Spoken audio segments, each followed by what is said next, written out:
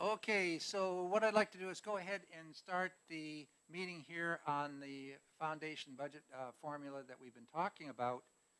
Um, Today is the last day that we will be meeting as a subcommittee on that bill, seeing that we have to take action on the 9th and 10th, and that by the 10th by noon. So what we need to do today is that there will be a report or a recommendation coming from this group right here. And what we want to do is look at, if we report interim study, what are some of the things we'd like to see an interim study address? So that's where I'd like to focus today, on some of those questions that, folks might be coming up with. And so let's open it up to that type of discussion at this time. We do have Mark here too. Did he have a specific, or is he as technical advice? Technical support. Technical support. Okay, so those sitting, our gallery of two, if you have any thing you want to, offer at any time, just wave it in and we'll recognize you. Okay, I better get my right folder.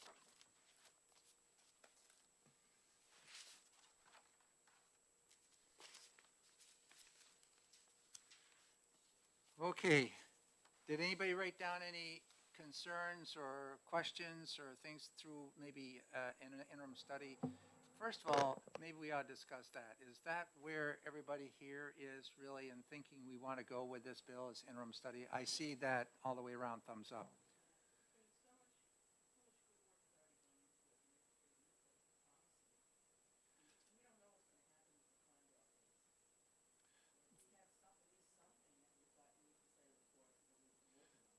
That's a good point. And there is a lot of good in it. There's a lot of questions in it. And so interim study, I think, is very appropriate. And so that way we could keep rolling on, not through this subcommittee, but through the interim study, which would be fine. So, Sue, you had a... Yeah, I think I probably speak for everybody when I say that ultimately we're going to need examples of how this is going to be interpreted into real life in each community, and, take a look at how the formula weighs out in terms of the impact on the taxpayer. But I think that goes without saying, though I've just said it. Yeah, I agree. Any education funding, you have to have a spreadsheet, or it's not going to get voted on. If some town, you're voting for your constituents, and if you're going to lose money, you're not going to vote for it, and that's the way it works. Sorry, but that's the way it works. But I think what needs to be studied too is, for interim study, is the ADMA formula thing. There's a lot there, and I think that's something that. Can you define that a little bit more, Ralph? Well, on ADMA. page 4. Okay. For purpose of the weighted means we respect each school district. So I think that really needs to look at, and maybe with how that's going to affect different communities and whatnot.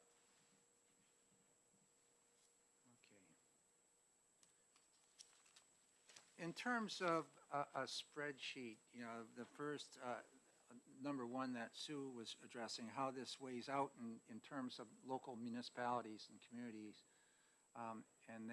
And we know that the House members will immediately want to see where their particular town A, B, or C is on this, and what the difference is, or what our gain, what our loss might be in terms of dollars.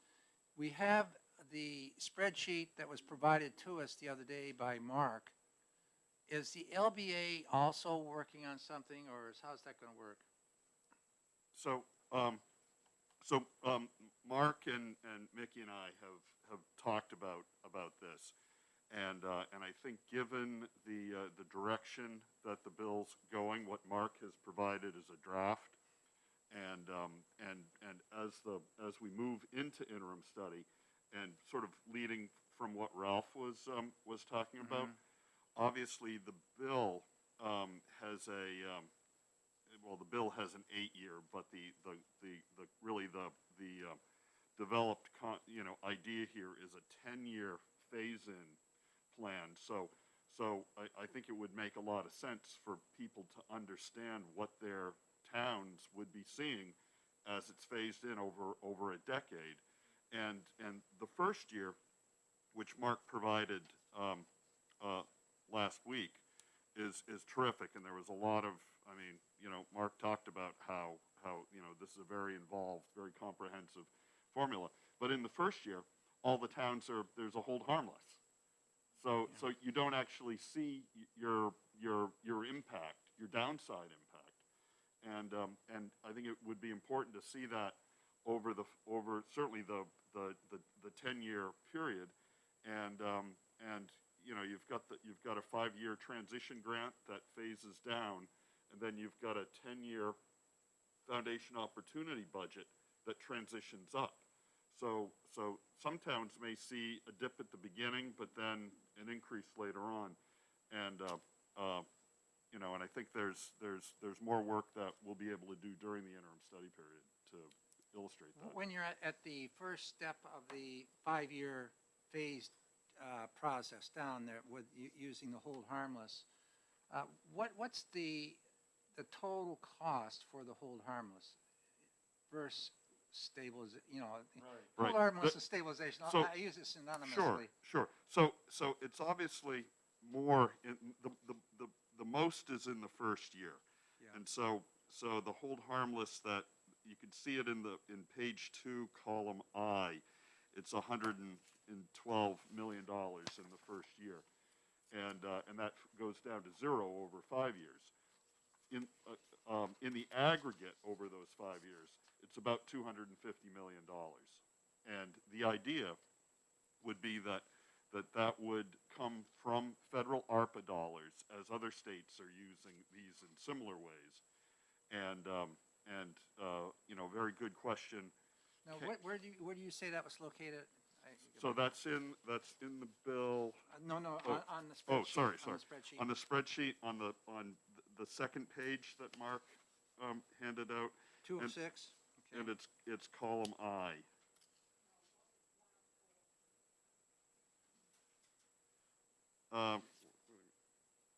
Yeah, 1 of 4. Transition grant, column I.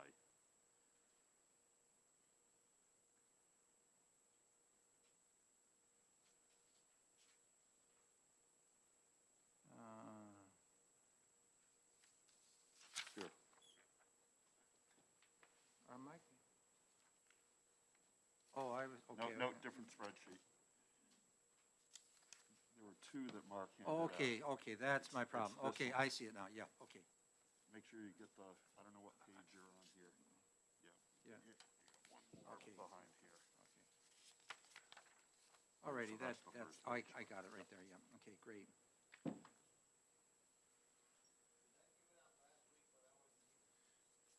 I might have more. There were 2 spreadsheets put together here.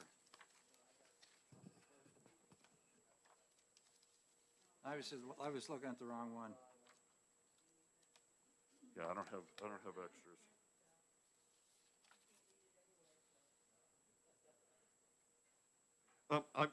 I've got the, Mark emailed me the PDFs, I can send those. We could also, just get copies of one of these made upstairs for you. Either way. Do you have a laptop with you, Ralph? Let me just email you.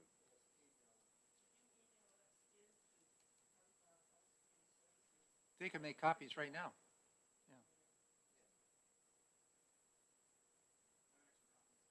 Yeah, if Mark's got them, so. Let me just do that. It is complicated to do a cold read on it. Well, I mean, we could take a few minutes and just sort of, bring Ralph up to speed on that, and, Take about 5 minutes to do it. Yeah. Well, when he has that in front of him. yeah. I think that'd be Mark's got helpful. it. Okay, great.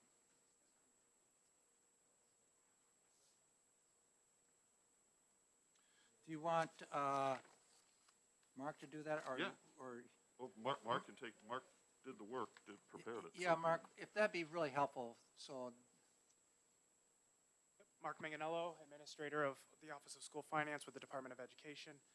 So what we discussed last week, and it is kind of hard to look at this as from a cold read or just looking at the bill and looking at the spreadsheet. And it's tallying up the total weights, and the total weights will be multiplied by 6,501, and that will equal the annual foundation opportunity budget. So going through that process left to right, we're adding up, similar to the existing formula, we're adding up all the ADMs.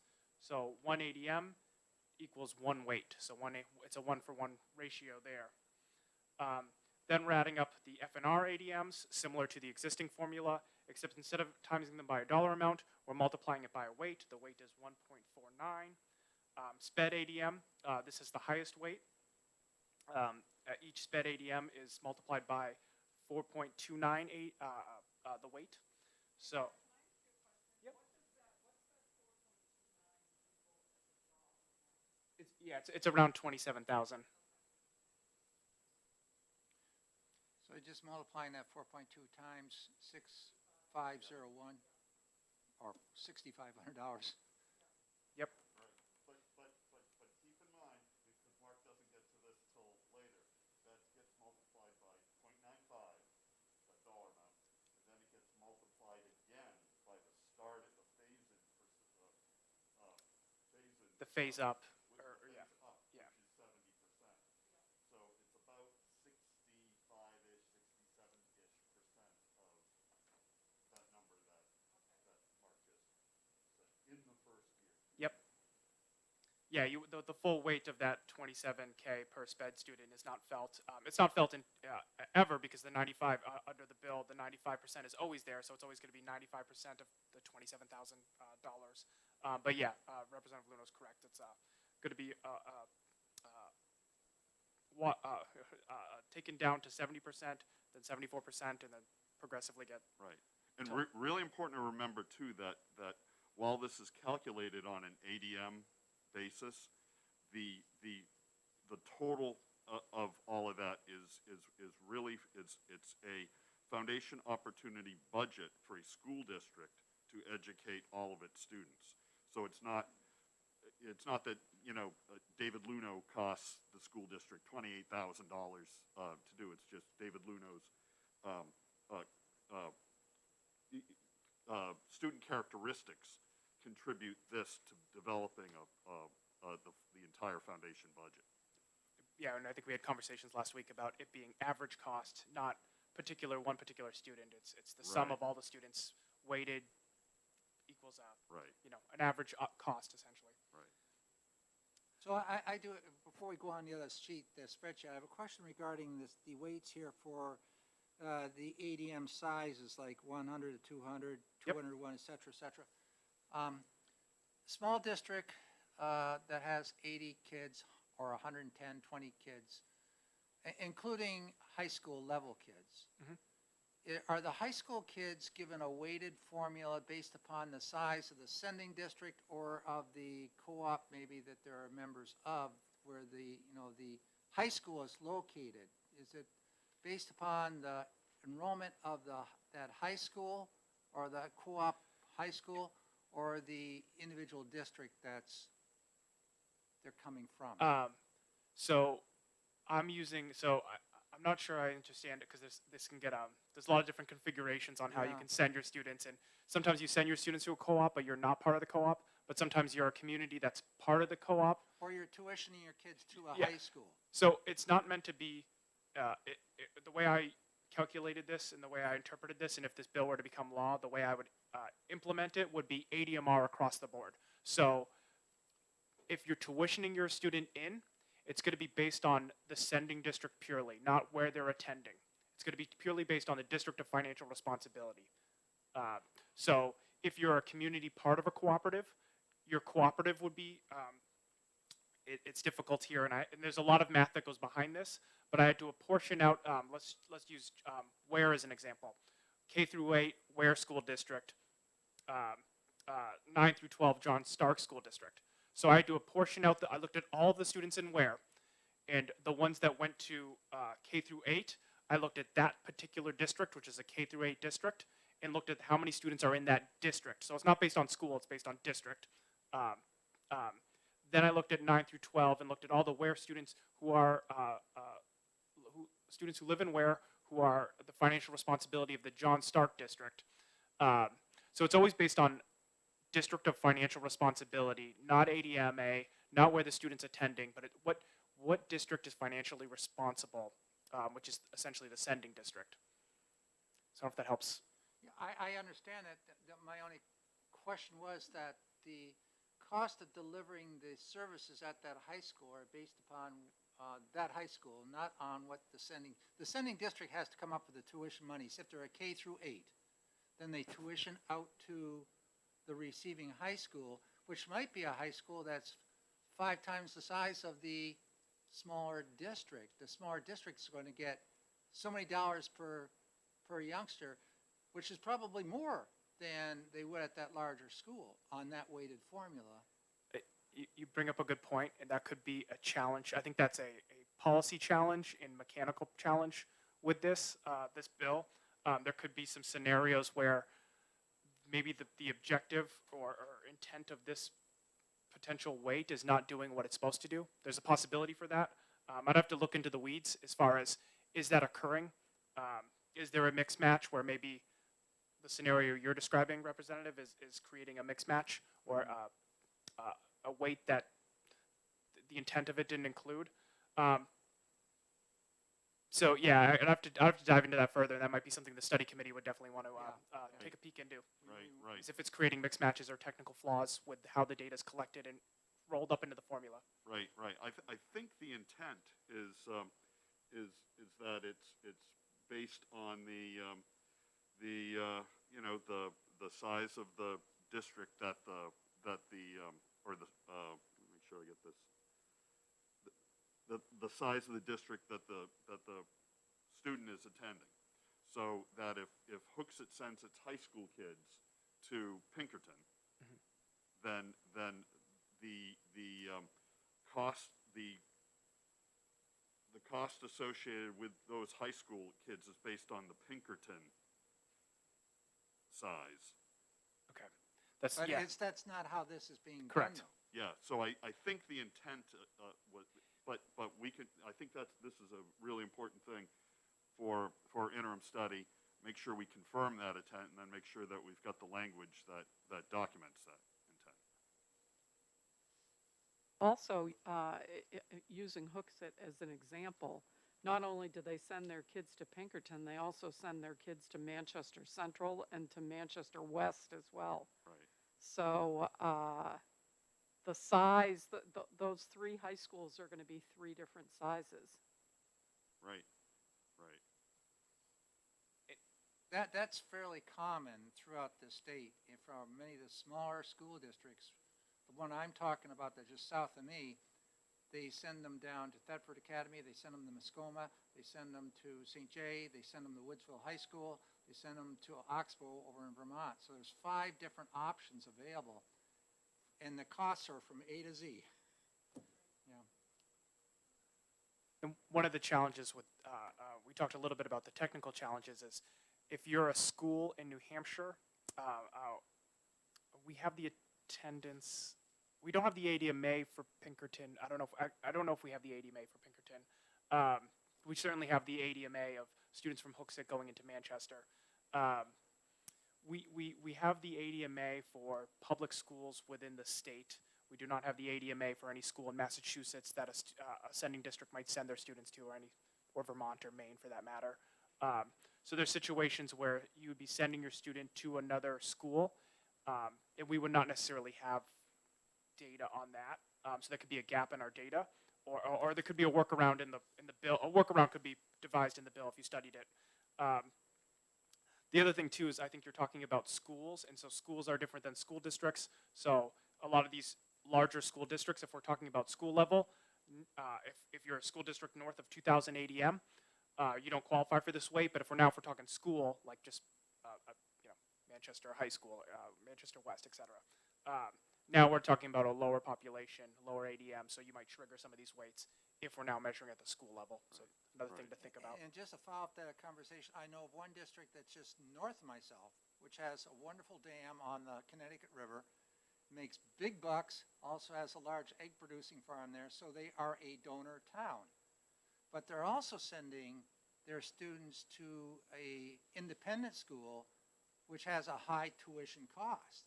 So the SWEP would come into play where they don't get to keep the excess in this, it funnels back to 5 years. Well, That's- no, because the swept in the bill Yeah. is just like any other state tax.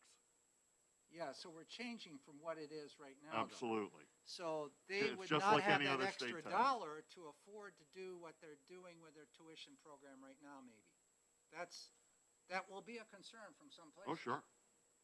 Yeah. And that happens to be the town of Monroe. That whole swept issue is gonna be an issue that's gonna have to have some answers to, I think, with the study. I mean, cause it is gonna cause So people there are gonna be communities that are not gonna like that, and we have to have some good defense for it, I believe. Am I out of line here saying this? No, you're No, not, no, because you're- I come from a community which would benefit from this formula. Yes, definitely. However, I understand the complexities And it's, and the constitutional issues associated with where you're coming from. So But I think something very important is to recognize the constitutional issues with Yeah. regards to SWEP. What's very good is that while we're interim studying this, we're doing it in parallel with Ways and Means, Yeah. who's going to be really Right, dedicating their time on the Right. revenue issues. So that's the, still going through the weights and yeah, one of the ELL, FNR, SPED, those are data sets we're used to dealing with. The cooperative, or the weights based on school district size is something that, we're still, we had some conversations about that, of course, and some of the technical aspects of that. More going on with that weight than, say, our other weights. The other weights include, column P there on that first Excel. Grades 6 through 8 gets a weight of 1.42. Grades 9 through 12 gets a weight of 0.42. So that's the weights. The weights get tallied up, 450,000 weights. And then for each municipality, it's multiplied by 6,501. And that gets you your annual foundation opportunity budget, unmodified, unadjusted. This is sort of the raw data from that calculation. So then we move on to the next Excel tab, which has dollars associated with it. And so, So Mark, just Mhm. I'm sorry to interrupt, That's fine. but just a sort of editorial interjection here. So when you get to column U, which is the total of all those weights multiplied by the base, we haven't gotten to the 95% and 70% part, but now you've basically got to the local and state dollars that were spent on public schools for FY19, which was when this that was the data that was used, because that was the only complete data that was available at the time all of this was done. So you've got to that 2.92 number. that's correct, yeah. I think that number is obviously always changing, but it's a pretty close approximation. Yeah. Give or take a few dozen million or here or there, but it's pretty Right, close. but it's yeah. pretty close, yeah. Yes. Mark, on the grade level ADM weights, K through 8, 1.42, high school, 0.42. If you look at your funding formula right now that we have in play, Mhm. elementary costs, I believe, are higher than the junior high costs.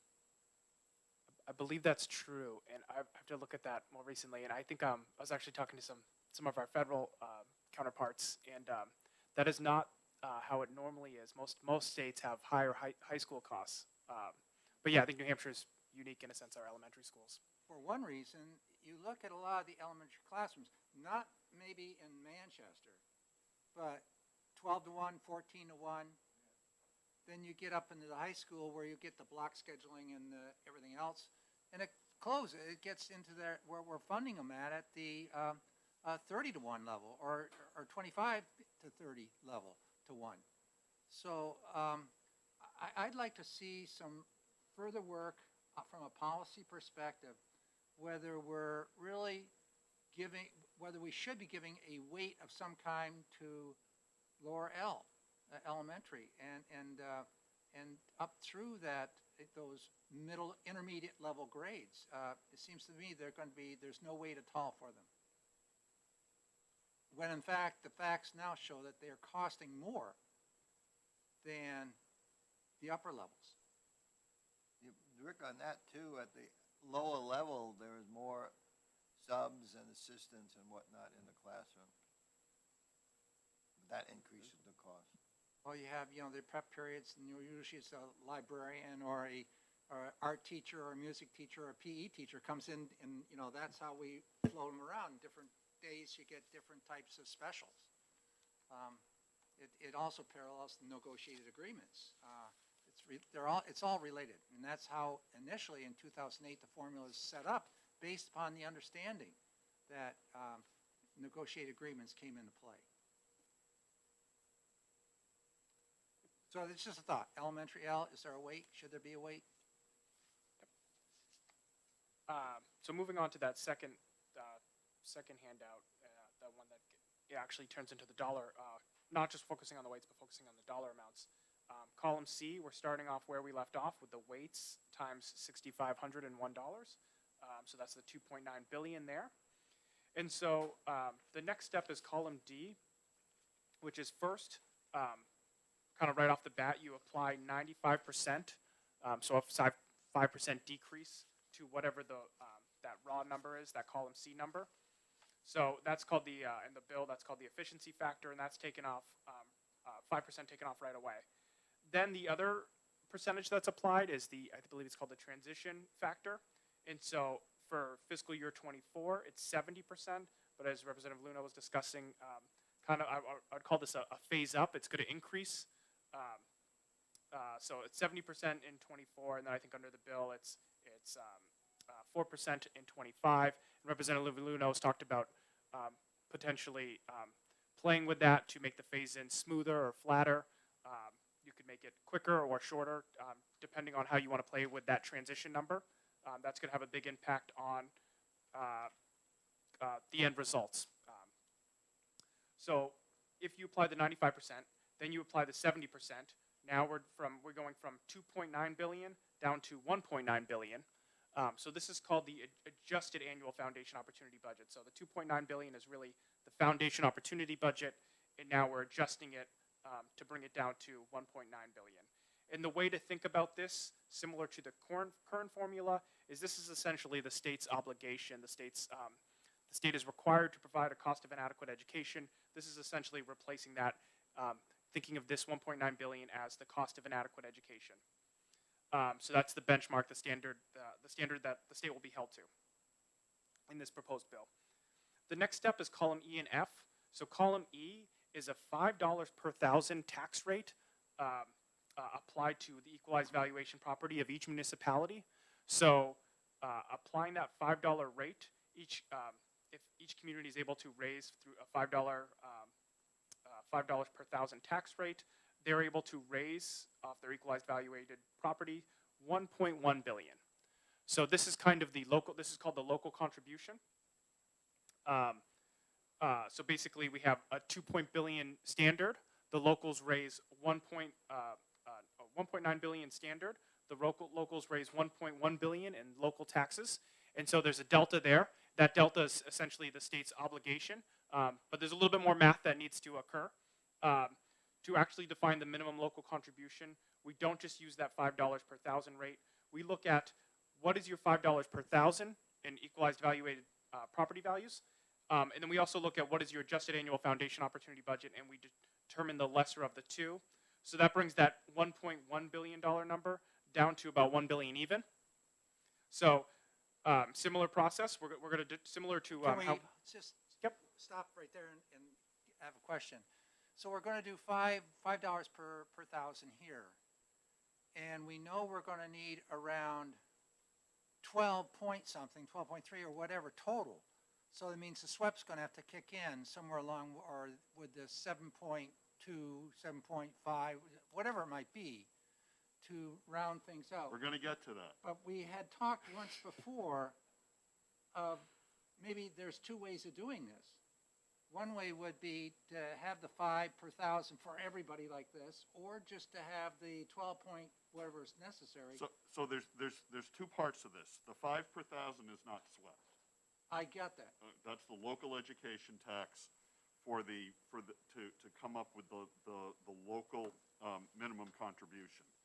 And what Mark's talking about here is that in some towns, we say it another way, in most towns, most cities and towns, the $5 per thousand isn't going to get you all the way to your foundation opportunity budget. You're going to need support from the state.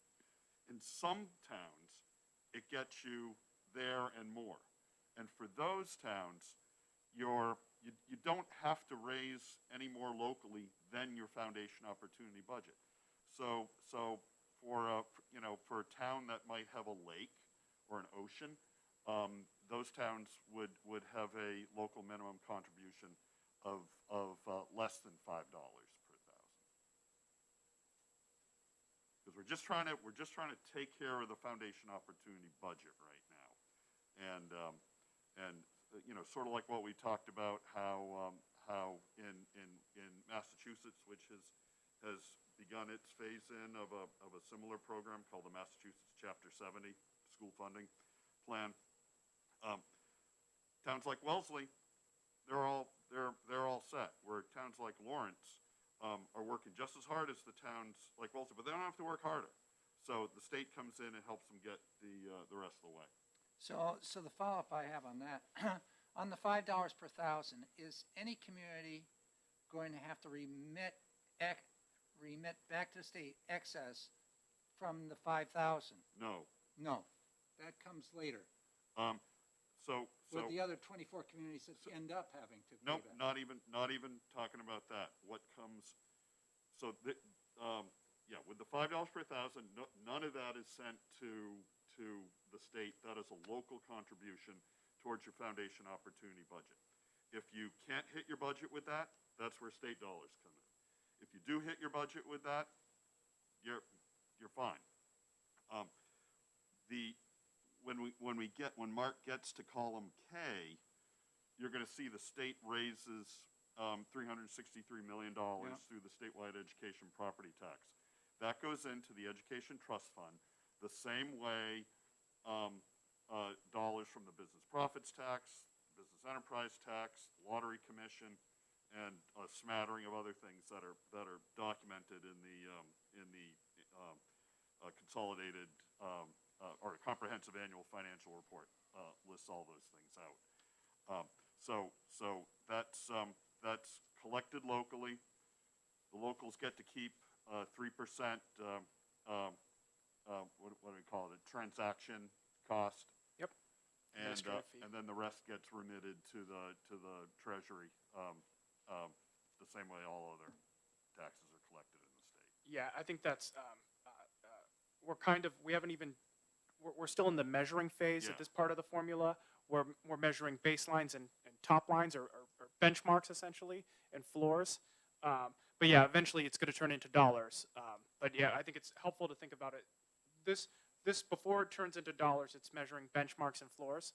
But of course it's going to turn into real dollars that impacts funding. But and I know SWEPT is now, yes, we can have a conversation about SWEPT if you want to talk about.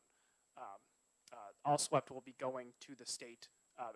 97% of SWEPT will be going to the Education Trust Fund, so that will be, some communities will be losing a SWEPT grant, but they might be getting a transition grant or a state opportunity grant, and that's just how this bill works. Any discussion on that part of it? Make sure I understand this now. So, we have two communities, one that's property-rich community, okay, I don't know, Idyllica, somewhere in the Lakes region, and then we have Depressia, which is somewhere in the poor area, okay? But there's gonna be equalized valuation of the properties in both towns. So, I know I asked this before, but I forgot the answer. So the 2,500 square foot house on 2 acres in DePressia is gonna have the same equalized valuation as the 2,500 square foot house in Idyllica? No, the equalized valuation process is just to sync up standardized assessment practices, because you could have one community that's really slow with their assessments, Yeah, and that would okay, be unfair, because it would artificially, yeah. Okay, so DePressia has a house valued at $200,000, $5 per thousand, 500, 5 times 200 is the $1,000 in their tax. And the Idyllica has a $1 million house, okay? So they're gonna collect that much of a million. I lost the number of the zeros there in my head, but you know what I'm saying. So DePressia gets money from the state, Idyllica keeps all that money to go toward its schools. Yes, so yeah, I Okay. think that's, we'll pick, well, maybe I'll look at Alton. Alton is kind of the first, community on this I list. liked Idyllica, I thought that was Well, kinda cute. well, you know, Yeah, yeah, I think what's important to recognize here is that equalized valuation, all that means is that the fair market of a home in Hopkinton, yeah. it's pretty close to fair market value in Hopkinton, pretty close to fair market value in Wolfboro. And because everybody has their own assessing practices, and the state now has this fantastic system called Mosaic that compares transactions with assessment rates and can come up with equalized valuation ratios. They put this in place in 2014, 2015, following a lawsuit by, quote, donor towns back in the day that basically said, hey, how can you compare a rate in Hillsborough with a rate in Hopkinton? You can't. We don't have any way of equalizing the valuations. And now we have that in place. And so now you can actually implement a state property tax and have it be fair. Just, yeah, sorry. Yeah, There you go. I just, so that local contribution is just gonna stay in the town, for the schools, the local contribution. If it's not enough to meet what this bill says it should be, then we're gonna pump some state money in. Absolutely. If it is enough, then they don't have to worry about anything, plus they can do their school, they can do more if they have it, right? Yeah, with some of these towns, and I'll Yeah. pick on Alton, because I know it's the print's tiny, but Alton on column G, you see the first zero kind of for Alton, and what it's showing me with Alton is Alton's adjusted annual foundation opportunity budget, their benchmark, the standard that the state it must be held to under this bill, 7.8 million. But we look at how much they raise, $5 per thousand. So they raised 10 million under that rate. Yeah. So they already have the 7 million they need to provide that Right, foundation opportunity budget under this bill. right, So they're not going to get any state dollars. okay. And they also get to keep all They get that to keep that, yeah, yes. Okay, yeah. But and it just because we're now, and we're going to get later in the formula, they don't get to keep swept, or they get to keep 3% of swept. So that's another part of Okay. this thing, All right. formula. Thank you, I think that's what I wanted to find out. But under current SWEP law, they're keeping a lot more than 3%. They're keeping 100% of it. Yeah, another way you can look at the local contribution is really it's fiscal capacity disparity. And so if through the $5 per thousand, you don't have enough to reach the budget, the state comes in with the aid because your fiscal capacity wasn't sufficient to get there. Right, For towns that do have the capacity, then it's either less or non-existent. Yeah. And towns also have, or districts also have the option of making their local tax higher than $5 a thousand if they want more than the state is providing, which, That's correct. which most schools probably want that, because this is like a base level that we're coming up with. So it depends. Some are going to see that this raises their that this improves their school budget, let me say it that way. Yep. Others might say, look, we need to raise a little bit more to meet what we feel are the expectations of our community. But that's something that's gonna be debated on the school district meeting, so. Anyway, right, Yeah. I mean, they do that anyway. Yeah. Yep. Okay, thank you. So yeah, just continuing to go on. We've got that, starting from the beginning again, column D, we got that adjusted annual foundation opportunity budget that's been knocked down by percentages that will eventually phase up. 1.9 billion. We're looking at the local contribution. It's a billion. So now that state opportunity grant is the first determination of funds under this first grant calculation. It's that delta between the benchmark, which is the adjusted annual foundation opportunity budget, and then the floor, which is the minimum local contribution. So the state comes in and picks up the slack there, and that produces 935 million in state grants. Then we have column H is the measuring of the hold harmless, and there's some don't know if we want to get too in the weeds again with this, but there's the way statute says total education grant in RSA 198, total education grant doesn't actually mean the total education grant. It means your grant minus stabilization, essentially. So it's a little technical there, and that's something that the study committee could probably want to take a peek at. But there's only something to put in the back keep in mind. So fiscal year 23 is the benchmark. That's the hold harmless. What you mean to be held harmless to. So if we look at a town like Alton, they're receiving $0 from the state because their EV, their $5 per thousand, is so high that they're not. There's no gap to fill there under this measurement. But they will be held harmless in a sense that whatever money they are getting from the state as a total education grant in 23, they will get as a transition grant.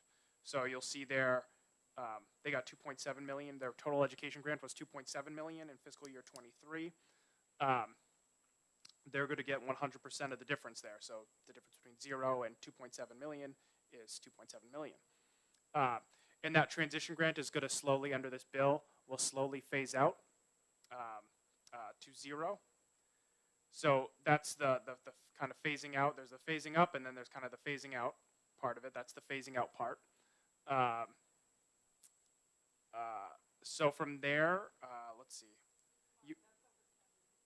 I think it's proposed under the bill. I think it's 8 years, but I know Representative Luno's talked about another configuration. Yeah, a 10-year configuration for the phase in, for the ramp up, is what we're going to be, is what I'd like the interim study committee to work to look at, and then it's a 5-year transition grant phase down. Mark, I wanted to go back to column H. Yep. Which I think you've got there right for comparison purposes to column G. Yep. And so column H, which is the current FY23 total education grant, doesn't include 157 million in stabilization and doesn't include the approximately 30 million in 16 million. that's right. Yeah. 16 million in hold harmless. So that would bring the total, because obviously we don't have stabilization in the new formula. Yep.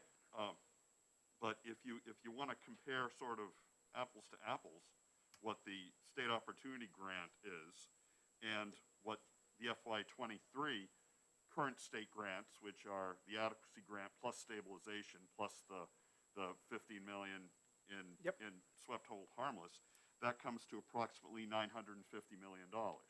Correct. Yeah, I think it's 954. But yes. Yeah. We're paying it out, or we just budgeted it. So we're showing column G that the grant actually goes down to 935 compared to 954.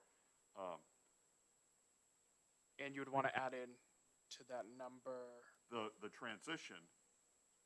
There's the transition.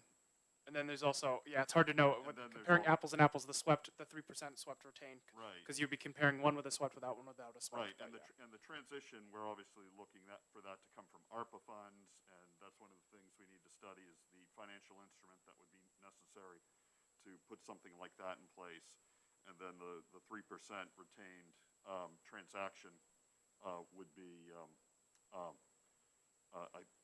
that's not necessarily a school district. Correct. It's I figured it needs to be included when you're trying to do apples to apples Right. here. Whether future spreadsheets have it or not, that's, debatable. Right, Rick, sorry, Oh, go ahead. Yeah, I was just looking at the spreadsheet here. no, somebody back. Yeah.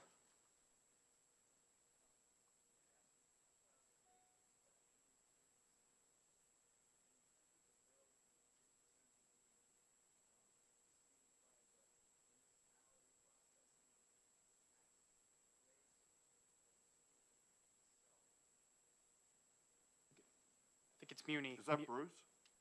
Yeah, that's, yeah. If you want Bruce to come and sit by a Yeah. mic, you're welcome Yeah, to do so. yeah. That might help, you know. Or you could go over to that mic right there if you wanted to. Either way, you're right there at the table, to your right. Well, you just grab it, right.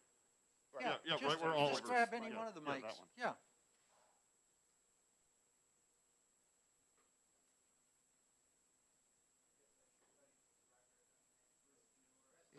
Just yeah, it goes red. There you go. Got it. For the record, my name is Bruce Caneur. I'm the supervisor of the Municipal Bureau at Department of Revenue. My question was just to clarify, does the bill intend the 3% to be received by the municipality processing the tax rates or for the school district? And there was that last comment that made me ask this question, the 3%. Yeah, that's a great question, Good Bruce. I think the intent is that the municipality would retain that 3%, remit 97% of the collected swept to the department and to the Department of Revenue Administration, and they're basically using that 3% as the cost of collection. Right, of, like a of processing the processing, fee, if you will. Right. Okay. And they can. They don't have. It doesn't have to go to the school district, but. Yeah, and I think that's the reason why I felt like to have an apples to apples comparison, you needed to have the swept on the spreadsheet, but really it doesn't belong on the spreadsheet because it's a Muni revenue source. But yeah, so something to think about. Thank you. Right, but I think it was good, Mark, that you put swept and that on there as a, so that you can see it. But you're right, it's not necessarily a grant to the school district.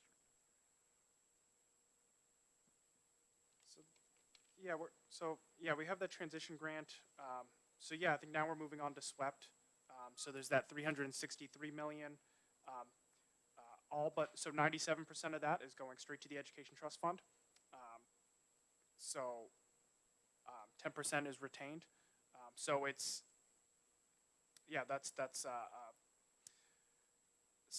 swept is, it's just not 100% raised and retained locally. It's 97% raised and, 3% raised and retained locally. So that's probably the way to think about it now.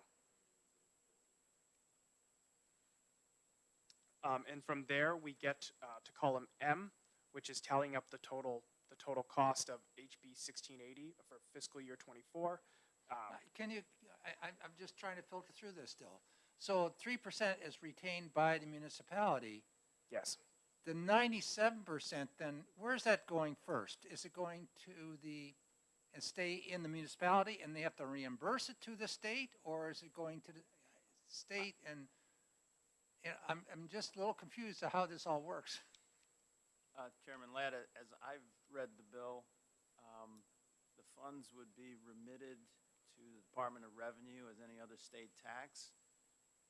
And then from there, it would, I believe, would end up with the Department of Treasury, who I'm assuming they have the Education Trust Fund funds. But it would be processed through the Department of Revenue.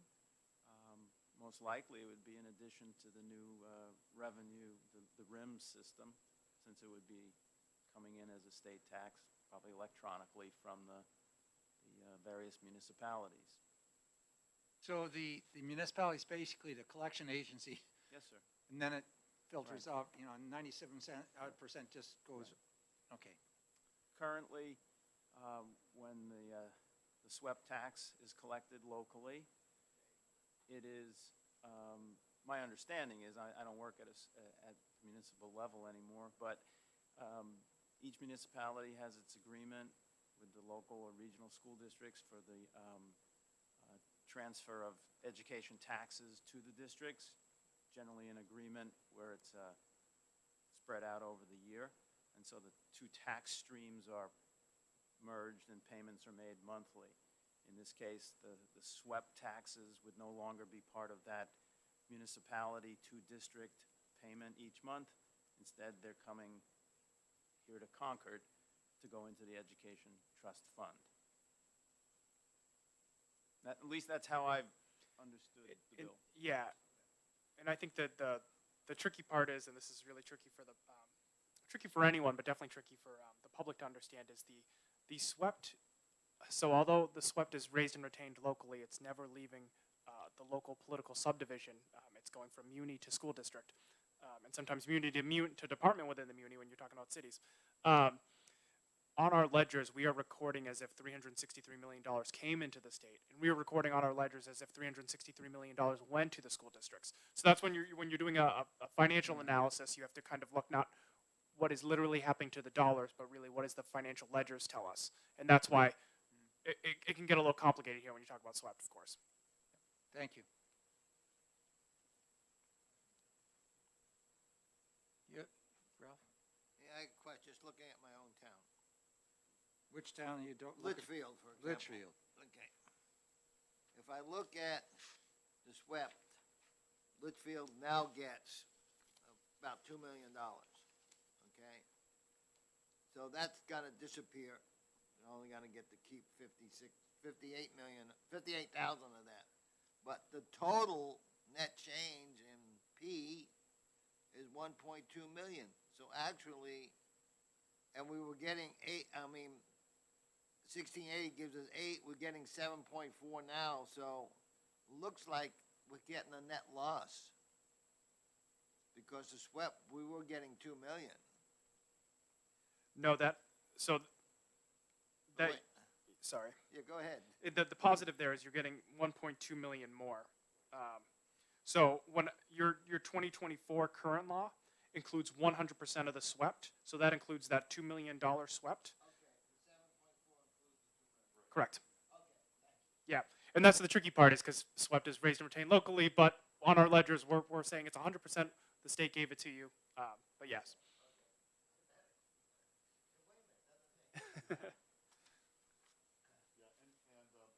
And what Mark said is reflected on the Education Trust Fund ledger in the CAFR as well. You can see the 363 put in there, even though technically it never runs through the Treasury currently. So yeah, our financial reports will not.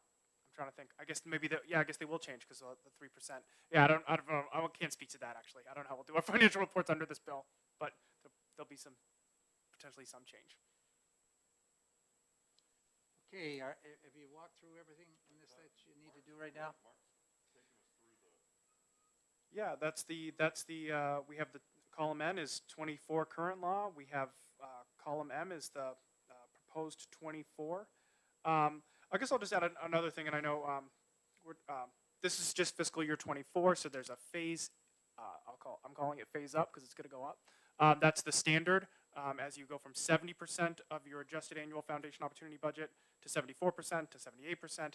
That's going to increase the standard at which the state is going to be obligated to. So if you hold EV constant, it's the cost is going to be more expensive, but EV could rise with that if property values continue to go up. We're talking 10 years here, and I think one of the conversations we were having last week was a 10-year analysis is tough to do. The department's comfortable. The department's been historically comfortable projecting out ADM. Even now with the pandemic, it's a little hard to do. A lot of moving parts, a lot of variables. There's a lot of variables in this. But if I were to do a 25 analysis, and I could do a 25 analysis, 26 analysis, 27 analysis, but it's a matter of what you do with those variables. So what do you do with those ADM variables over a 10-year period? What do you do with the equalized valuation variables over a 10-year period? That would provide a clear picture on the full scope of the bill, of course. But I guess I haven't decided on, or talked to my bosses at least on, what is the department willing to go on a limb and say, this is what ADM might look like 10 years from now. This is what this bill might look like. So I'm a little hesitant to do any analysis that would go 10 years out, just because I know it's challenging. But it definitely is, as you guys study this, as everyone, the committee studies this, that needs to be thought about, of course, the 10-year, the future, how the variables will look in the future. I think that's important to consider. But it's obviously a challenge.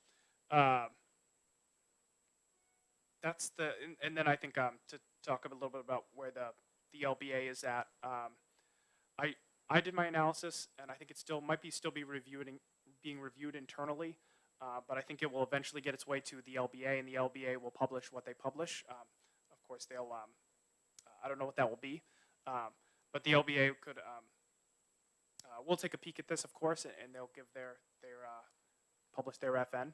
But other than that, I think that's all I wanted to share with the committee. I don't know if there's any other things you want me to go through or discuss. Well, just the phase up, Mhm. which I don't know whether it's 8 years or 10 years or It's 8 years. 8 here, and you're thinking 10. But then the transition grant phase out is 5 years. Do those two columns have to be similar, or like if you're going to have a 10-year phase up from the 70% going up by 4, or in the phase down in terms of the transitional grant is going to be going quicker. So what's it going to look like in year 6, 7, 8 after the phase down? So that's interesting. So I can't tell you. I mean, Representative Luna has he has some longer term models that he's looked at. But as far as my looking at it, I have not done a 6-year analysis. But I did do a quick 25 analysis, and I think we were talking last week as far as there's some transition towns, but as soon as you have a 70% adjustment, as soon as you go to a 74% adjustment, you eliminate transition towns. So as you're ramping that up, the need to have transition towns is going to disappear inherently. So yeah, I don't know what it looks like as far as the numbers, but as you're ramping up, phasing up, the need for transition towns is going to slowly disappear and disappear. Some of those bubble towns like Bedford might be a bubble. Bedford's kind of a bubble town in 24, but they're not a bubble town anymore in 25, and they'll be getting a larger state grant, and they'll be further removed from being a transition town as the ramp up occurs. But there's some towns that will always be transition towns until the transition grant phases out, I imagine. Then what happens after it phases out? Then they'll get their 3% swept. That's essentially, and I'm talking theoretically. I'm not like I imagine some towns here have really high $5 EV rates. So unless they get a lot of kids in their community and have a high need for an annual foundation opportunity budget, their EV is going to exceed that. We're talking about 240 towns. There's going to be some towns where their EV is always going to exceed their demand to educate at that level. Sounds good if it works. All right. Are there other? Now we've just gone through this again for Ralph and for us too. I've learned some as we've gone through it a second time. Probably the third time might be the charm. Representative Porter. I'm looking over the chartered public schools and how that works, and it's referencing a section of law 19841E, which I can't find in the book. and I'm wondering if that's just a typo. It's not in the yellow book. Okay, I was gonna look. 198-41E. That's a new section in the, It's not in the yellow book. no, it's a new section in 1680. Is that the study committee or? Yeah. Yeah, it's the study committee Oh, section. so it's a new section. Okay, that's what, I'm sorry. Okay, and there was one other question that I had. I know this is financing for school districts, and that we're treating charter schools a little bit differently. Is there any discussion or what about EFAs and things like that, how that relates in here? And what money is gonna follow the child? Well, it'd be in accordance with your, Will it go like the charter schools? Will it be that money that follows the child? Is that what you're? I Thing don't was- wanna get, Yeah, yeah. I would have to think how that works. That's something that this bill contemplates needs additional study. And so that's what the section that you referred to does. That would apply to all per pupil, funding, plans. It's page 14. Also, may I think when we're looking at like a 10-year plan, I think a lot of school districts and will have a 10-year reduction in school population, so that's something also needs to look at, how that will decrease the amount of money the schools are getting, and they still have bonds to pay off and that kind of thing. Yeah, and that's, I don't have charts and graphs, but I'll try to use my hands. But one of the things we're talking about is that standard, the benchmark that the state must achieve. If we have declining student populations, that standard's going to be cheaper and cheaper and cheaper. And then if EV rates go up, it's going to be, the state grant's going to decrease. So yeah, there's a lot of moving parts, a lot of variables to think about, Representative. Thank you. Okay, are there any other questions regarding this part right here, the spreadsheet and the costs associated, where the money comes from? I don't have a question, but I do have a comment, Well, and that give is, I'm comments. gonna keep beating this drum. And that is that when we get to the point where we're explaining how this works to the public, we need to make sure that we offer an explanation that people are comfortable, that there is transparency, and that they can actually wrap their heads around why this is a really good thing. And whether or not that means that we, have to prepare a statement for each community and model out what it's going to look like. I just think what we don't want to do is leave it up to interpretation. We want to be able to put out information that clearly states where we're going and what the benefit is to all communities in New Hampshire. Yeah, I think on that, I'm a bottom line person. And that's why I said the spreadsheet. How much, and maybe for 10 years, we need to show that. But, yeah, because, people are gonna look at how much am I losing or how much am I gaining? And if I'm losing, I don't want it. If I'm gaining, I want it. Or if I stay the same, maybe that's okay. But, so that's something, like you said, it needs to come out. We're gonna get this much more, But, hell, for a town, you're gonna get this much less, and then you're in trouble. Yeah, and Ralph, in response to that, I'll tell you that I've had conversations in Bedfordica about, the problem that we have funding education statewide, and the fact that these are all of New Hampshire's children. These are not just the children that live, in unfortunate circumstances. We own all of these kids.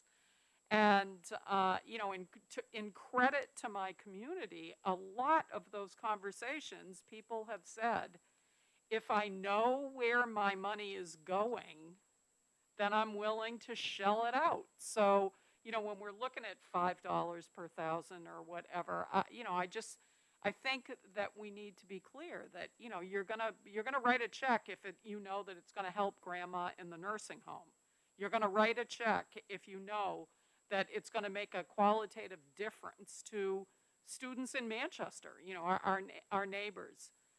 But I think we need to be, you know, we just need to be upfront about what the costs are and our responsibility constitutionally to the entire state of New Hampshire's children.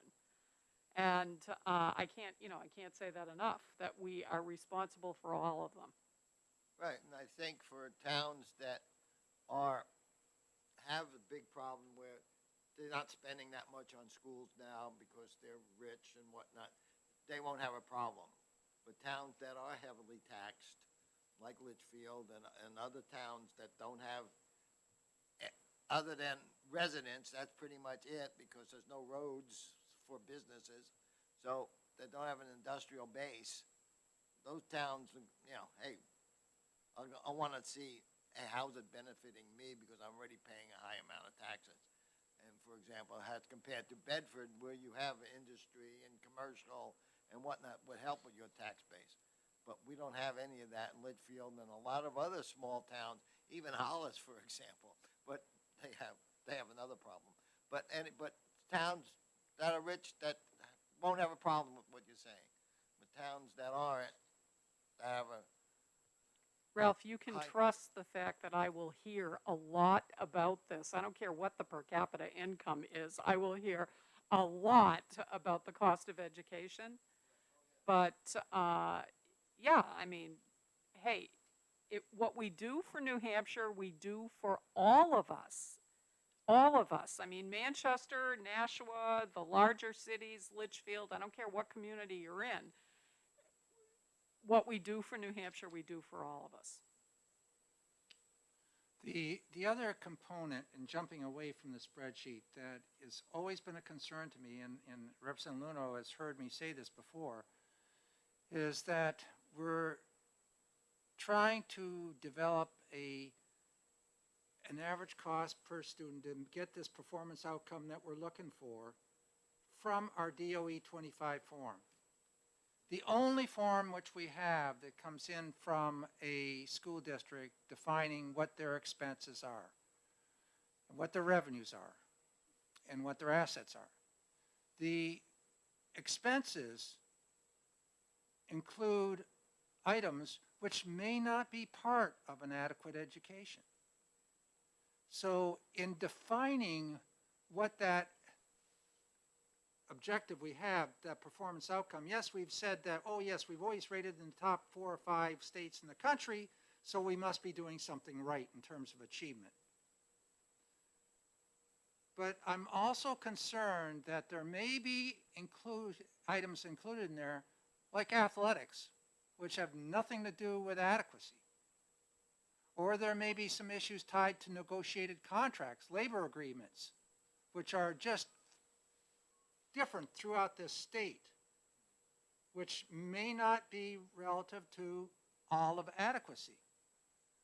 So I've asked the department many times, is there any way we can break out what is adequacy out of that DOE form and find out, okay, here's what the goal is, rather than now what we've got is that we're going to have, in some cases, some students are going to be paid, going to receive, or districts for that student, well over $37,000. If you include in that 6,500, if you include the 4.29 times the 6,500, add it all together, and if they qualify in other areas, it's going to add up. So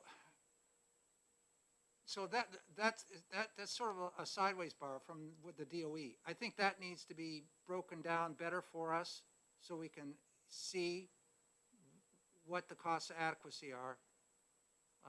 And then the second part that I would question is that I'm not necessarily sold on the weighted factors across the board for some of those items in differentiated type A categories. The 4.29, I've hollered about that and hollered about it. Sure, there are some students which are probably needing more than that, but for a student that has a half-hour speech a week Why do they need that additional, $27,000? Not, why don't we weight it according to the handicapping category? And I meant to bring the sheet that I have, that there's a report that DOE does have on, they know the numbers of kids associated with various categories of disability. Those are two areas that really, to me, an interim study is going to have to address. We can't do it here today.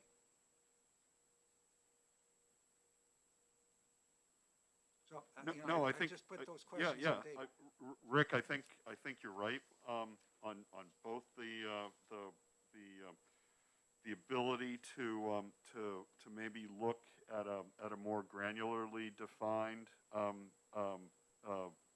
classifications for special education and associate costs, given the severity of need. I don't know where we'd Are come out. there- Maybe we'd have this, Well, the right, same right, figure right, either, right, right but- now, they're all in yeah, one. that's all in It's one, all in that's one right. because that's the data that we had from the department. Because all for except 1 year, that data was, I'm forgetting the term, not released in the, what's the term I'm looking for, Mark? Because it probably was, we probably didn't have all of the 180 districts in. Probably was, maybe when you asked for it, it wasn't completely finalized. No, I think it was from the special education classifications, because some districts have less, most districts have less than 10 students in various. To hide someone's identity, to hide, Yeah, what's yeah. that? Well, you don't even, you want to even hide the department doesn't even produce the disaggregated counts. Because for some districts, it may only be a 1 or 2 students, and essentially identify that student, and the costs associated with that particular student. So I think the department has tended to provide aggregated data, so all student IEP counts by district, and those that go over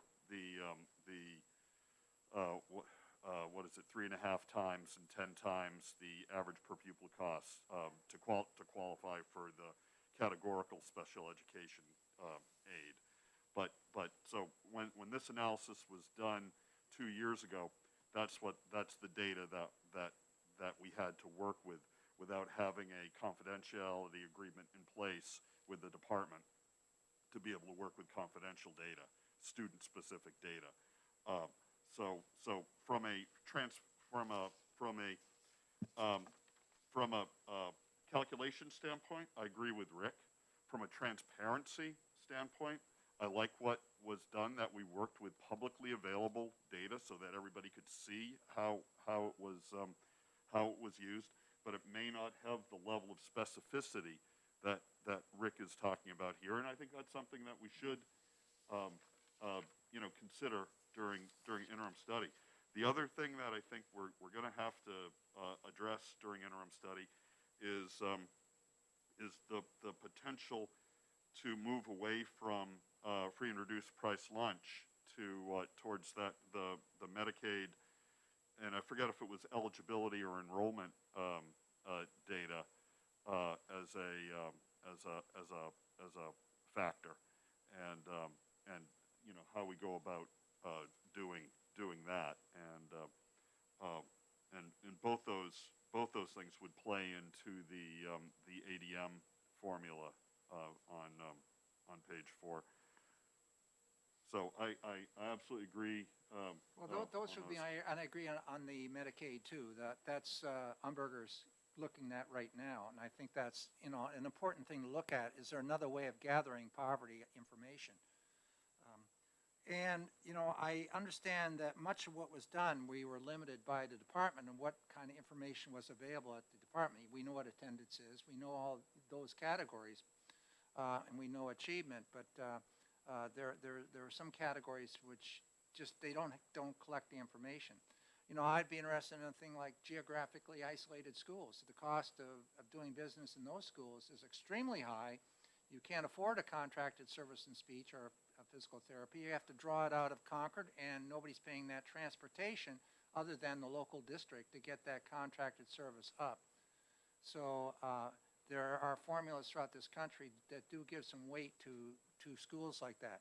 We're not quite the same as Maine, where you have geographically isolated schools out in islands, and you have to transport different ways. That's obviously a horrendous cost. But we do have, if you were sitting here in Concord today and drive up north, you're going to find the price of a gallon of gasoline a whole lot different there than you are here. It's going to be much more expensive. Even though schools may get it on the government buy at the local DOT shed, but the cost of doing business for everything else is very high. So, just, we can't do much about that. We've tried geographically isolated legislation in the past, small schools, and then, of course, I've had certain senators say, well, we're going to just do the same thing down in Manchester. We're going to make all small schools so we can get that extra weight. So, I don't know if you can win on any of that. I guess those are my concern areas, the primarily the DOE 25 and the weighted categories, especially for the SPED. So, yeah, and I think, again, before I think if we're going to be looking at weights, and remember the weights are basically to basically have a formula approach to arriving at those foundation opportunity budgets, which were calculated using a statistical analysis. So we didn't have to do a statistical So analysis. there, that's like the balloon. You push it in here, it Well, comes out over no, here. No, it's not. So the weight, the statistical analysis actually gives you the foundation opportunity, the budgets. The weights are just a way of arriving at those numbers in a simple algebraic method, and as opposed to a real complicated analysis. So if you take exception with the weights, you're basically taking exception with the foundation opportunity budgets that were calculated from a statistical method. Because if you change the weights, now you're departing from what was estimated to be the budget for a school district to provide an adequate education, which is defined in the bill for students to be able to achieve a statewide outcome. I understand Yeah, that, Dave. yeah. My concern, though, is that in looking at the weights, and we're talking about something a little bit different than the actual weight of, 4.29. We're talking about if, in fact, it's 1.2 here and 4.29 here and all over, somewhere along the way, we've got to come out with that foundational budget. And when you start messing the weight here, you're going to impact the weight somewhere else. That's right. And so I'm concerned that by having a weight so high in special ed, I as a superintendent say, I know how to make some money here. The kids which are on monitor, or the kids that are the 15 minutes per week, I'm going to have more of them. I'm going to have my speech pathologists, and speech pathologists don't like to do this. They don't like to identify so early in the game before, the muscle development hasn't really been developed. Everybody in this state comes in with an R problem. It's sort of linked with Massachusetts. But you could identify this stuff, and you could really jack up the revenues coming in your district very quickly by just identifying 10 or 20 more kids which have speech issues. And this is going to happen. I was talking to a daughter of mine who is a speech pathologist in another state, and she indicated today to me, as I'm driving down the road, that her speech loads increased over 200% since this pandemic, based upon, well, you're not seeing the mouth characteristics. The kids aren't mimicking what the teacher Mullen over here is teaching, or teacher Porter. And so it is going to create a high demand for some of these services, and the costs are going to go up. Yeah. But on the other hand, a child might only be seeing a speech and language pathologist once a week. But then you've got the kid who has the physical therapy, the occupational therapy, the speech and language therapy, the reading assistants, the math assistants. Those kids cost more than $27,000. So doesn't it equal itself out? I mean, not all special needs kids are just getting one small service, and not all of them are getting every service. I think we're playing a mathematics game here, and I'd have to see how this all filters out in a district one way or the other.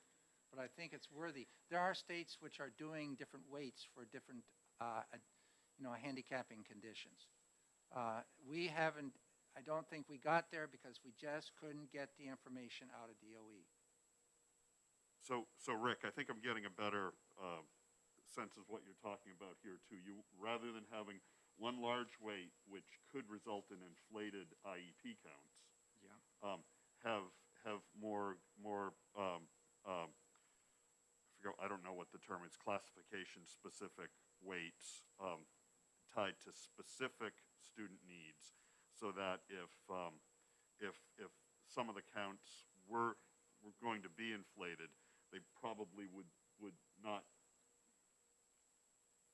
impact the total that much as something that was used to capture everything. Yeah, there's a lot of policy and programmatic Yeah. issues associated. If a speech therapist working in a hospital with an older individual that's had a stroke and trying to regain some speech versus a child that's dealing with ours, whole lot more time is spent in one place than the other. I know there might be a balance in terms of, well, I have other two kids, and we're not talking CAT aid here or special ed aid. We got to make sure that we're not looking at those categorical areas like this and building aid and other areas that we have special CTEs, et cetera. These are not part of this, although there have been efforts on the part of myself and another member that was part of that commission to try to integrate the cost of CTE into this. We were not successful. So as part of adequacy. So there has to be a way, because the 4.29 and the total number of students that we have yields a sum, there has to be a way to have sort of subcategories or subweights within that dedicated amount. Not that that amount isn't going to be fluid. We know it will be because kids come and go, but I would think that it can be done, that if you met the characteristics of 3 of the subcategories, then you would be weighted one way. If you only met the characteristics of 1, then you would be weighted another way. Is that what you're talking about, Rick? Yeah, and if you come out and you see a savings there, I'm not saying you got to ruin the whole foundation formula. You could also be then saying, well, maybe we could jack up those factors in the weights for different size of schools. I'm not convinced that we're really attacking the small school the way we should. The cost of doing business for a school that's under 100 kids is huge. And you try to say to that community, well, you should be sending your kids 10 miles down the road. Oh, no, the culture of our community is this, and this is what we want. And the students will be here. They know each other. We know them. Parents are welcome in this school, et cetera, et cetera.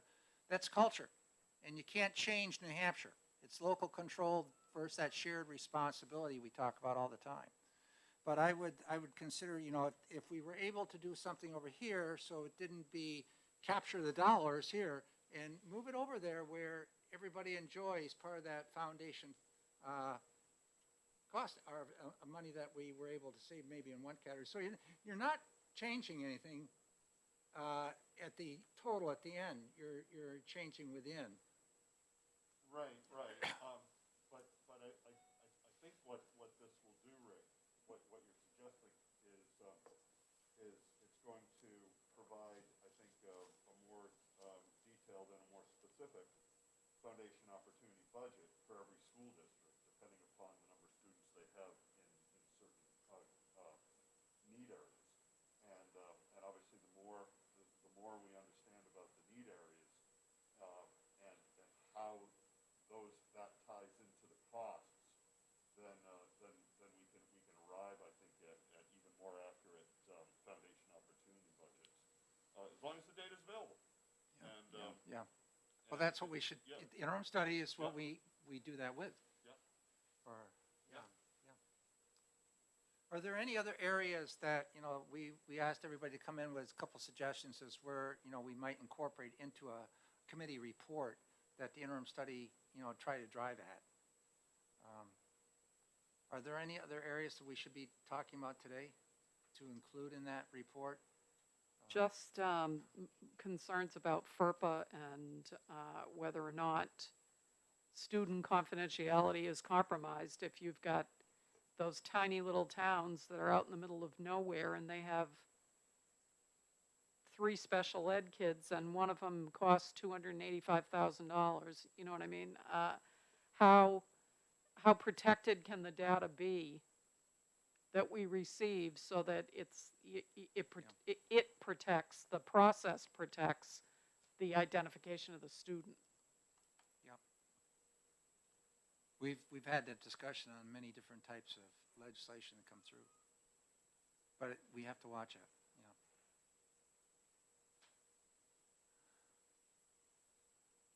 So on the constitutionality part of this, Dave, where we got Claremont and Londonderry and all saying some very specific things to us, does this meet the mark? And how did Massachusetts get through it without having what they, and I know that's an arbitrary question. Well, I think it's certainly a question for people with legal backgrounds, and Representative Ames actually was part of the legal team, I think, down in Massachusetts with the department, and I forgot the name of the case, but he has talked about it a couple of times.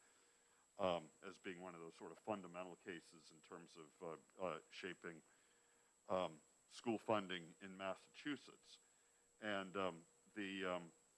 again, this is coming from people that know much more about this than I do, but given the similarities in our both our states' constitutional requirements or constitutional obligations for funding education, Massachusetts has adopted a plan, the Massachusetts Chapter 70 plan, which does direct state dollars to where they're needed, and that's fundamentally what we're doing here in 1680 as well.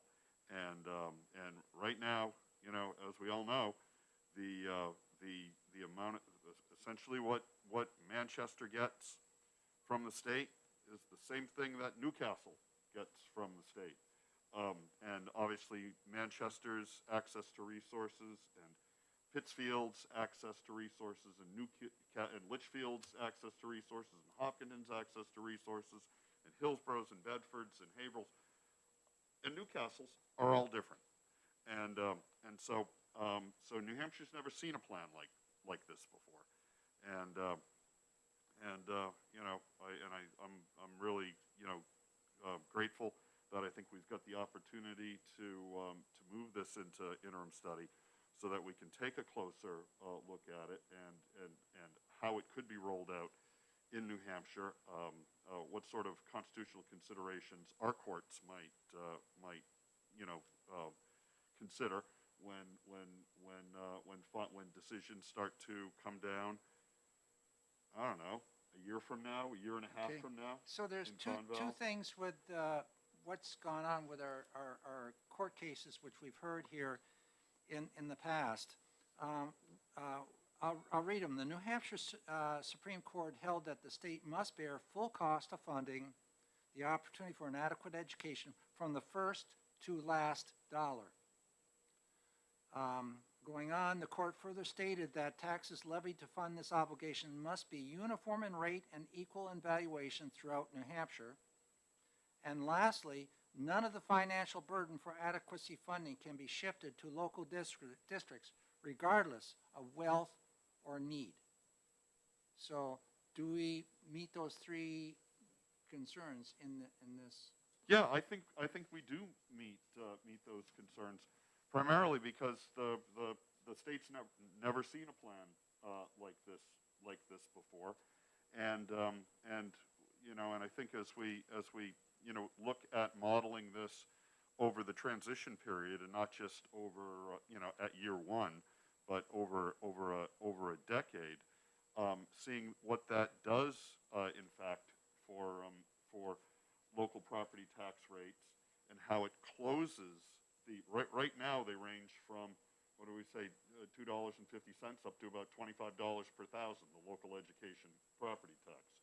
So plans like this pull that, I mean, it doesn't make it the same. You know, this is not saying that, that every town and city, no matter where you are, is gonna have a local education tax of $12 per thousand. This is not saying that. This is saying that, you know, getting towards your foundation opportunity budget, you need to kick in $5 per thousand. The state gets you the rest of the way. And if you want to go over and above that, that's on you. But that foundation opportunity budget is defined as what it would cost for a district to deliver an adequate education to all of its students, which is a statewide outcome, so that the average student in every district can really come as close to, you know, approach the statewide performance, which is among the best in the country. And in fact, it was just in, I think I saw a news release the other day, said New Hampshire was top 5 or top 6, which is right around where we've been saying it is, right behind, you know, Massachusetts and yeah. So you know, we've got great student outcomes. We just don't have them everywhere, and so this is closing those opportunity gaps. Well, on that point, and I mentioned it too the other day, when we try to get research from Massachusetts, where they've gone into and operate with a similar foundation type formula, have they been able to close those opportunity gaps between our subsets of students by all those cultural type, you know, categories? Right. So they And yeah. not just physical categories as well. You know, have they, you know, in our present scheme of things, we're not closing those gaps. They're getting larger. We want to see something we can close it. Is Massachusetts closing is the question. Is that what we can get from their research? Do we Well, have- if they've started getting that data, then I think we should be I able think we ought to to take tag a in look at and get it. because they're only at the beginning of their ramp right now, and you know, and it's going to take years for data to start to come out as a result of improved, you know. Yeah, making sure that schools have access to the resources they need is going to take a while, and even with this, we're saying that it would take New Hampshire a decade before we're providing Manchester with a foundation opportunity budget and access to the resources that they would need to compete with, so that their students could perform at a comparable level to places like Bedford. Right next door. And we're going to say, Manchester kids, you're going to need to wait 10 years before you have that, before those opportunity gaps are closed, before those disparities are addressed. And do I think it's fair? You know, we've been at this longer than any of us care. I mean, right? So 40 years since the last time this was studied in great detail with professionals from outside. So that 1982 Well, the Augenblick. with the Augenblick formula. yeah. So it's been 40 years we're on this. It better not take another 40 years, and hopefully Conval will put the state in a position where they won't let the state take another 40 years on it. But at the same time, it takes time for any systems to be, you know, school districts, you know, I'm talking sort of engineering terms, to respond to resources. So throttling up can't just be done like that. It needs to be done in a way where school districts can respond to the additional resources. Just And I think doing it over a decade is a responsible and practical way of. to clarify another point, I think if the state tries to sell a package like this, I don't think should sell the package that this will make things absolutely better. It will contribute, but there's a lot of non-funding variables in every school, in every community, where achievement maybe is more valued over in your district than that district, or the aspiration of the family is more here, the involvement of the family is more here than over here. The quality of the Spanish teacher is better in this one than over that, where you get an A if you bring brownies in the class and Spanish teacher can't teach Spanish. My kids were in a class like that, not in this state, but in another state. But that type of thing happens throughout, and we can't deny it. So that we'll see change and growth. It would result of not just the funding package, but also of the leadership and the supervision and the instructional know-how in the classroom. And it So- means accountability we talked about. That accountability has to ensure that you're getting the top-notch people in that classroom. And it's also, we're not a factory, we're not producing widgets. We can't make, I mean, you can't just retool the machine and pop out perfection every time.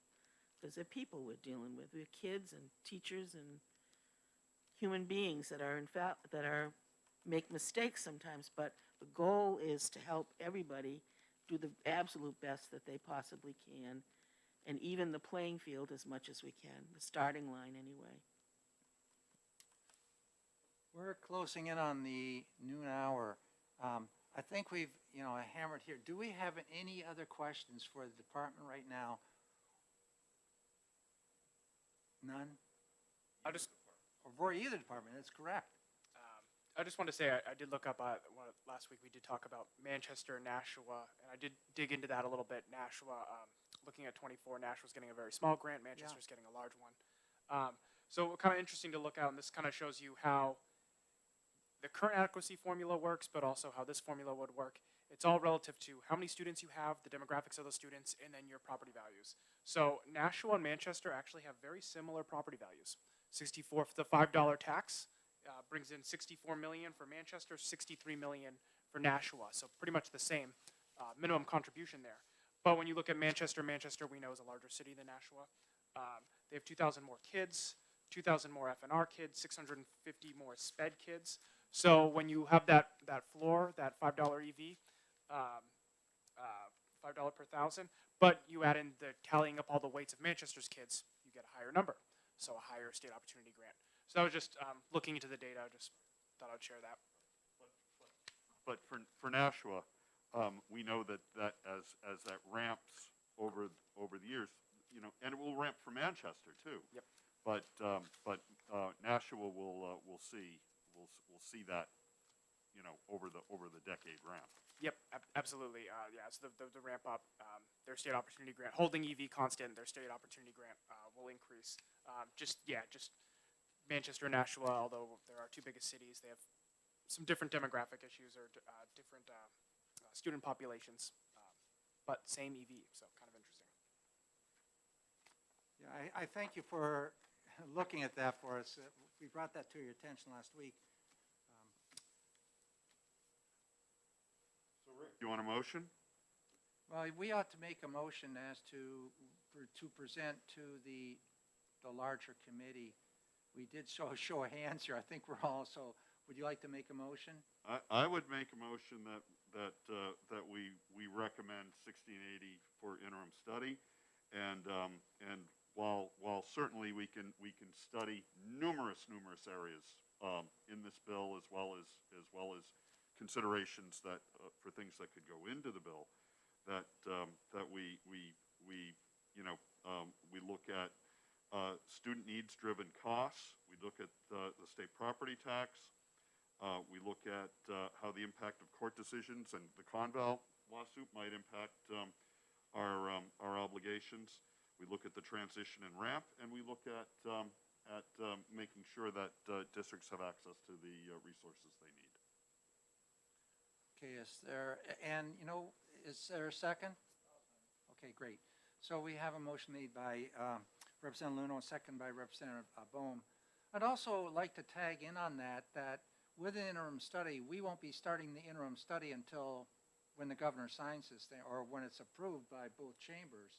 I'd like to also sort of see an attachment that we recommended this committee continue until such time interim study is moving forward and active, so that we can, continue maybe to get research and materials available, so that when that interim study does start, the materials are here, we're not going to lose time. Absolutely agreed, yeah. Okay. So no problem with that? Okay, so just add that into this motion, and all in favor? Aye. Aye. Thank you. It's unanimous. So we'll move forward with that report, I think on the 9th it is? Wednesday. Okay. Thank you very much. Thank you much for your work today, and thanks for the agencies that came in, departments came in. Appreciate it. It's a conversation that will go on, and hopefully with some resolution. Thank you. It's interesting, Rick, that I found an old newspaper article from when my late husband was a child, so that has to be back in the 1950s, that my late mother-in-law wrote a letter to the editor talking about the lack of school funding in the state of New Hampshire and why it was important that we support our schools with good funding mechanisms. So it's a long time that this has been going on. Well, it's like the Commissioner Report of Education. Back then, it wasn't called education, but in the 1880s, the Commissioner made a report that there's nothing more important than the quality of the schools we're teaching in. And we have some schools now out there that are over 50 years old, 60 years old, and have had a few renovations, but we're still having problems with, like you said the other day, lead drinking water, lead in the water. We're having problems with heating units that have tubes in them that could probably heat the Queen Mary. We need some things changed, and the schoolhouse is extremely important. I believe what you said there, yeah. The new school in Hillsborough is 25 years old.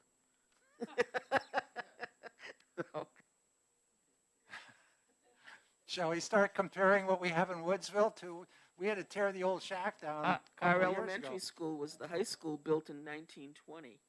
So it's around, it's there.